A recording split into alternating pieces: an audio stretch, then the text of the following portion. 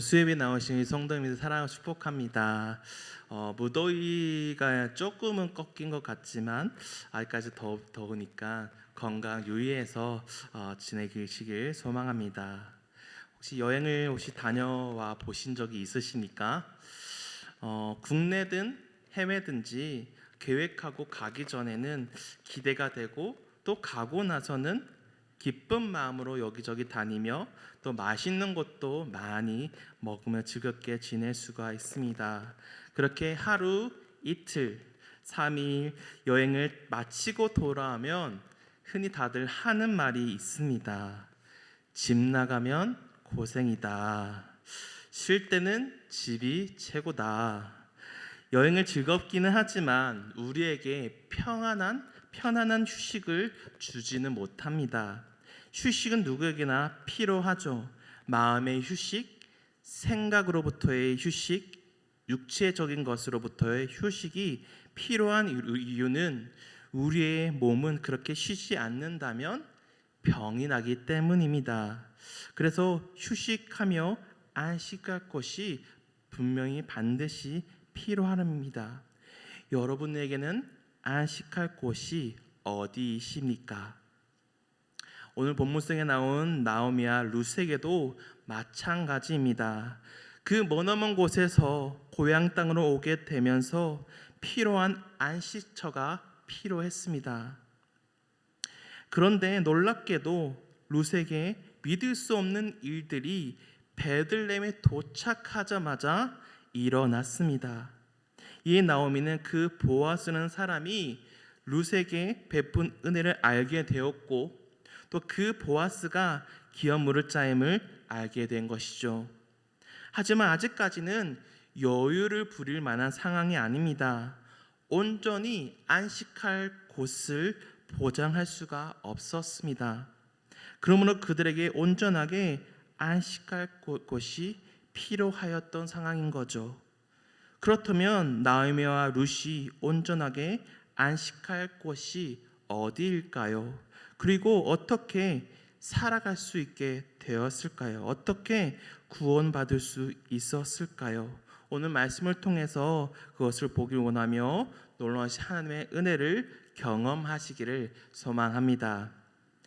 나오미는 보아스의 밭에서 일어났던 일들을 듣고 그 보아스가 누군지를 정확히 알게 되었습니다. 그가 자신의 친족이며 기업을 물을 자이고 또 그뿐 아니라 자신과 룻이 함께 안식할 곳이 어디임을 분명히 알게 된 것이죠. 그래야 나오미는 룻에게 안식할 곳으로 가야 한다고 말하고 있는 것입니다. 1절 말씀에 룻의 시어머니 나오미가 그에게 이르되 내 딸아 내가 너를 위하여 안식할 곳을 구하여 너를 복되게 하여 하지 않겠느냐. 안식할 곳으로 가서 복을 받기를 바라는 나오미의 이 마음은요 정말로 그로 인하여 자신의 생명을 얻을 수 있도록 그로 인하여 그 룻의 삶이 좀 더 복된 삶으로 변화될 수 있도록 그런 마음으로 이렇게 이 룻에게 며느리인 룻에게 말하고 있는 것입니다. 이 안식할 곳이라는 나오미의 이 말은 무엇을 의미할까요?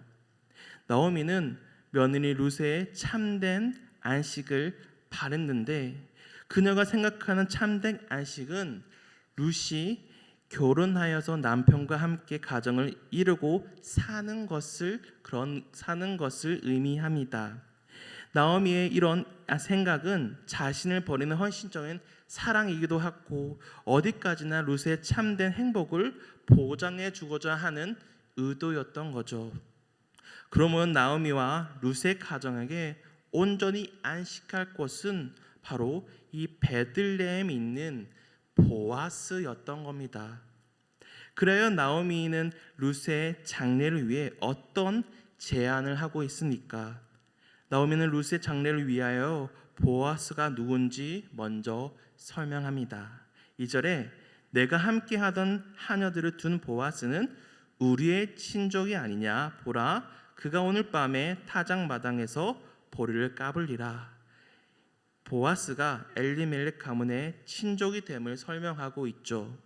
3절에 그런즉 너는 목욕하고 기름을 바르고 의복을 입고 타작마당에 내려가서 그 사람이 먹고 마시기를 다 하기까지는 그에게 보이지 말고. 우선은 이 보아스에게 가야 되는 이유를 설명하고 있습니다. 그것은 그가 자신의 친족이며 자신을 보살필 사람임을 먼저 설명을 하고 있는 것이고, 그 이후에 루시 해야 할 행동을 또 이야기합니다. 그리고 그 행동은 목욕을 하고 기름을 바르고 의복을 입은 후에 타작마당에 내려가는 것이죠. 그것은 그 보아스를 보기 전에 준비하는 과정이라고 볼 수 있겠습니다. 그래서 보아스가 잠자리에 누울 때 그 발치부를 들고 누우라고 하고 있죠.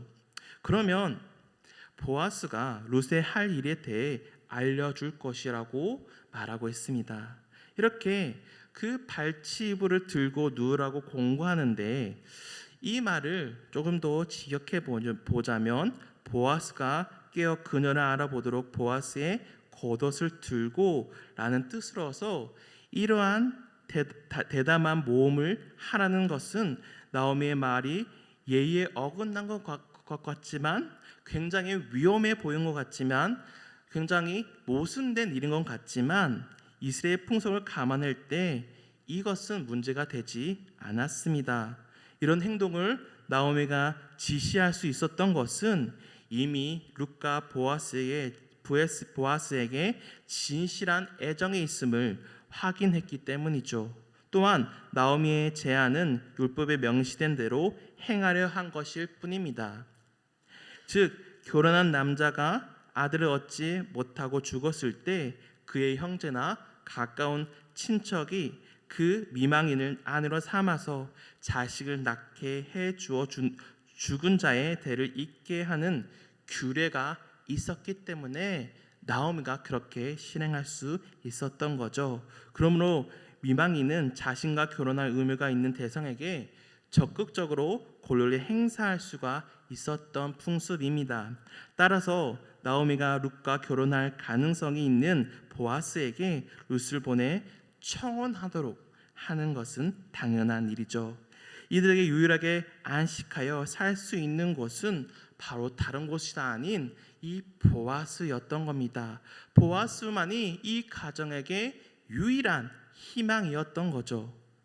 그럼 어떻게 이 가정을 구원을 받을 수 있었을까요? 어떻게 살아갈 수 있게 되었을까요? 룻이 구원받기 위해서는 기업 물을 자의 그 계획이 중요합니다. 기업 물을 자의 그 마음이 중요합니다. 이들이 살아갈 수 있는 유일한 방법은 바로 그 누구에게도 아닌 이 보아스에게 달려 있다는 거죠. 보아스의 의중에 달려 있습니다. 왜 이 나오미와 룻의 생명이 이 보아스에게 달렸다고 할 수 있을까요? 바로 그 밭의 주인이 보아스이기 때문입니다. 그리고 보아스는 기업을 물을 자인이었던 거죠. 유일하게 살 길은 보아스였습니다. 그래서 룻은 나오미의 명령을 잘 그렇게 순종하였던 겁니다. 하지만 그렇게 순종하고 준비를 한다고 해서 만일 보아스의 마음에 룻이 전혀 없다면, 그 와중에 룻이 정말로 그 계획 속에 룻이라는 그 인물이 전혀 없다면, 그 청혼과 그 준비하는 것은 아무것도 아니게 되는 것입니다.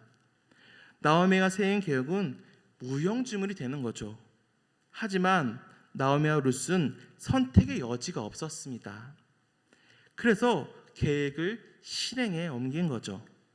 나오미가 알려준 대로 룻이 순종하여 그대로 행합니다. 7절에 보아스가 먹고 마시고 마음이 즐거워 가서 곡식단 더미의 끝에 눕는지라. 룻이 가만히 가서 그의 발치부를 들고 거기 누웠더라. 룻은 나오미의 이 명령을 그대로 실행에 옮깁니다. 보아스가 알아차지 못하게 살며시 움직이죠. 그것은 보아스가 잠에서 깨어나지 않게 하려는 것입니다. 나오미는 집중적으로 특별히 이제 룻의 행복에 관심을 두었습니다. 이렇게 어쩌면 가감하기도 하고 무모할 수도 있는 그런 일을 룻에게 시킨 것입니다. 이것은 어쩌면 정말로 이 룻을 향한 마음이기 때문에 자신의 이익만을 위해서 한 것이 아니죠. 그렇게 물론 룻을 통해서 보아스와 결혼을 하게 된다면 나오미 가족은 그야말로 살 수 있는 유일한 그 길을 가게 되는 겁니다. 생명을 얻게 되는 거죠. 하지만 나오미의 이런 동기는 이 엘리멜 가문의 후사를 제공하는 바람에서 나온 것만이 아니라 바로 룻의 장래를 보장해주고 또 그 룻의 그 안녕을 정말로 그것을 기쁨으로 달려가길 원하는 마음으로 그 시어머니의 사랑의 그 마음으로 이 룻에게 그런 제안을 했던 겁니다. 나오미는 보아스가 친척이라는 사실에 근거하여 그가 룻의 가정과 남편의 문제에 대한 해답이라고 확신했습니다. 나오미는 보아스의 이전에 이 친절과 너그러움 보아주었기에 이렇게 한다면 그 이상으로 룻에게 보여줄 거라고 생각했던 것 같습니다. 이러한 철저한 계획을 세우며 룻을 보내게 되죠. 하지만 그 계획을 세우지만 그 계획이 성공하려면 어떻게 해야 합니까? 바로 보아스의 마음이 중요하죠. 보아스의 의중이 가장 우선시 되어야 합니다. 그러므로 룻이 구원받기 위해서는 기업물을 자의 마음과 의중이 가장 중요하다는 겁니다. 그렇게 보아스가 누울 때 룻이 어떻게 행동하고 합니까? 먼저 아래에 여성이 있으니까 굉장히 놀란 듯합니다. 그러면서 룻에게 어떻게 행동하고 있는지 8절 말씀에 같이 한번 읽어보겠습니다. 시작. 밤중에 그가 놀라 몸을 돌이켜 본즉 한 여인이 자기 발치에 누워 있는지라. 밤중에 이러한 일을 한다면 충분히 두려움과 그런 염려가 되었을 수 있을 겁니다. 그리고 이것이 더 나아가 누군가에게는 불쾌감으로 올 수도 있을 거라 봅니다. 어둡고 호젓한 곳에 정말 숨어 있기 때문에 상대방을 잘 알아보지 못하고 이런 극적인 긴장이 우리 독자들로 하여금 고조되게 만들고 있죠. 한밤중 가장 캄캄한 시점에 깨어난 보아스는 당황한 것입니다. 아마 차가운 바람이 발을 스쳤기 때문일 수도 있고 이 당황한 보아스가 정말 이 룻에게 누군지 먼저 물어보죠. 룻은 지금 이 순간 가장 중요한 시간입니다. 왜냐하면 이 보아스를 잡아야지만이 보아스의 청혼을 해서 그걸 승낙해야지만이 유일하게 살아갈 수 있기 때문이죠. 가장 중요한 시기입니다. 자기가 결혼할 자격이 있음을 나타내서 청혼을 해야 하는 상황이죠. 그래서 룻은 자기 이름, 신분, 그리고 요청할 사항들, 그리고 왜 자신이 보아스 당신과 결혼해야 되는지 근거를 차례대로 말합니다. 보아스가 말한 이전의 축복을 암시하면서까지 그의 그 축복을 이루는 주님의 도구가 되어달라고 간청하고 있습니다. 말하자면 주님의 날개 아래 피난처를 찾은 만큼 이제는 보아스에게 주님의 대리자로서 혼인으로 그의 자신을 덮어달라는 또 그런 날개로 자신을 펴달라는 그런 애원하는 요청하고 있는 상황인 거죠. 이것은 나오미가 속속히 알고 있었기 때문입니다. 어떤 것입니까? 바로 귀여무르 자의 그런 풍습, 그런 문화, 그런 이스라엘이기 때문에 그 모든 법들, 율법들을 알고 있었기 때문에 그렇게 진행을 한 거죠. 룻 또한 이제 나오미에게 들었으니 제도와 계대 결혼의 친족 원리에 호소하고 있는 상황입니다. 만일 이런 호소에도 불구하고 보아스의 마음에 룻이 없었다면 아무 일도 일어나지 않았을 것입니다. 보아스의 그 계획 속에 룻이 없었다면 그 일은 숲으로 돌아가는 일이 되는 거죠.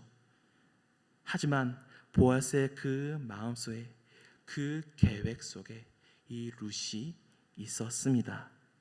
10절에 그가 이르되 내 딸아 여호와께 내게 복 주시기를 원하노라.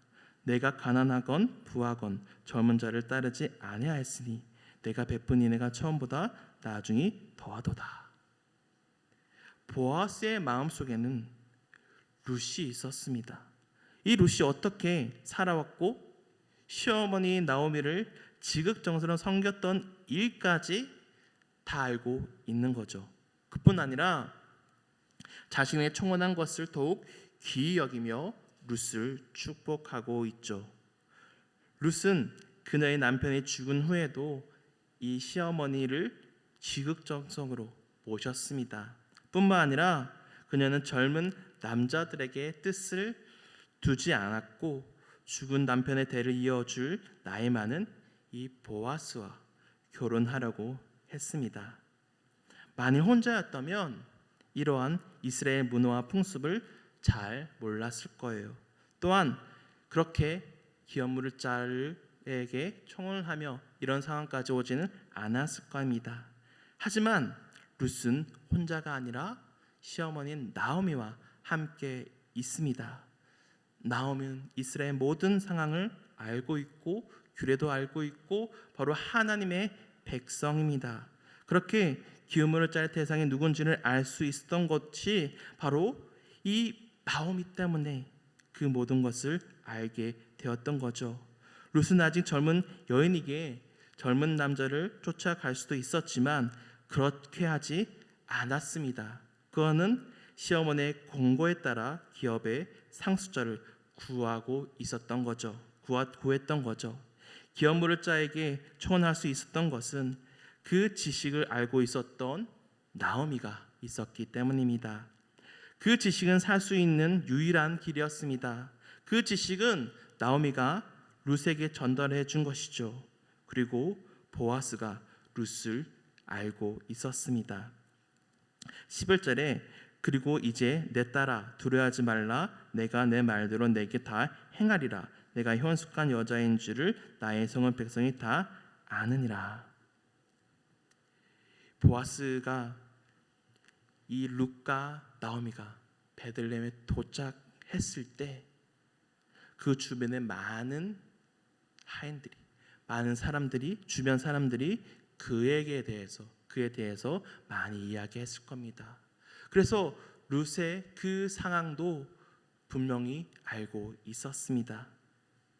그러므로 이 룻이 이렇게 살 수 있게 된 것은 청혼하며 그런 살 수 있는 유일한 곳을 발견하고 구원을 받을 수 있었던 유일한 그 일은 바로 이 시어머니 나오미에게 전해 들은 그 지식 때문인 것도 있고 더불어서 이 보아스가 이 룻을 알고 있었기 때문입니다. 나오미와 룻 가정에게 어떠한 궁극적인 결과도 보장되어 있지 않았습니다.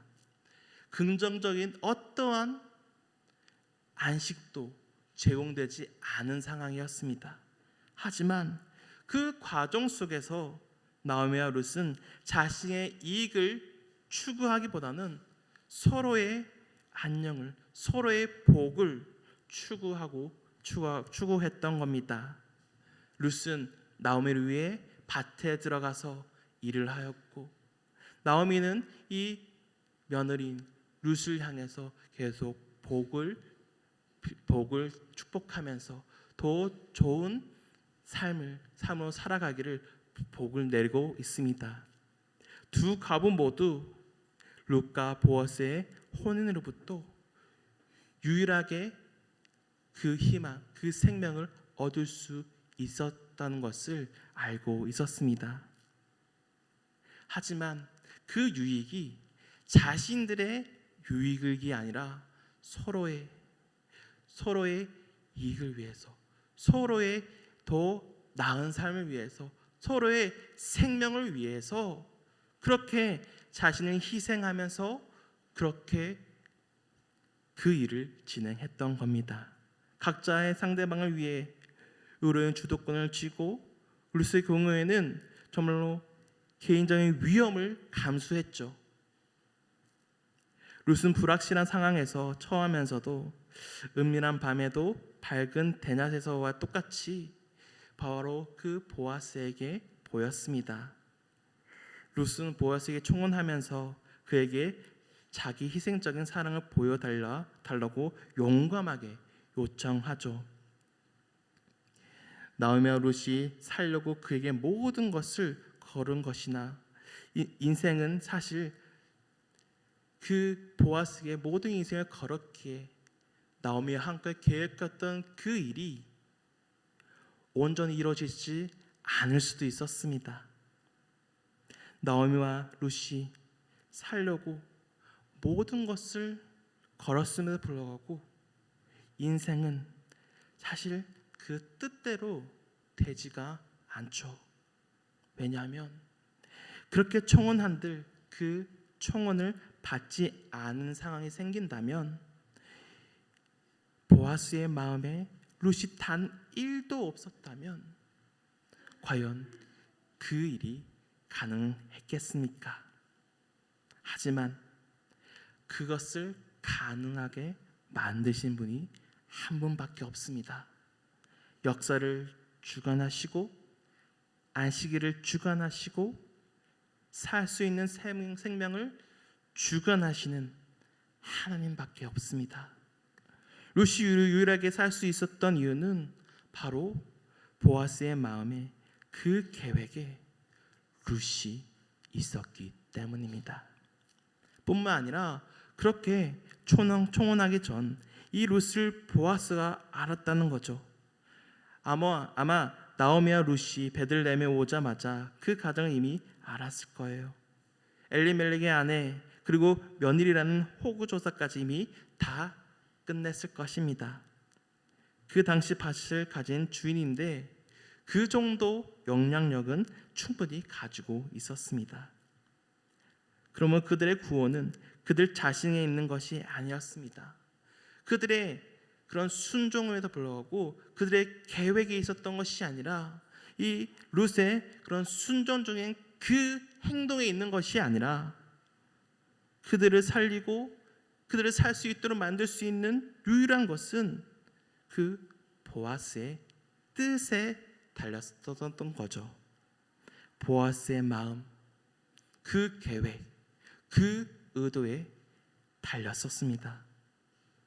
보아스는 룻과 나오미에게 대해 존중하는 방식으로 두 가부의 그런 청혼을 끝내 받아들이죠. 이 모든 것을 봤을 때 모든 것이 하나님의 계획 속에 있었구나라는 것을 우리 독자들은 알 수 있습니다.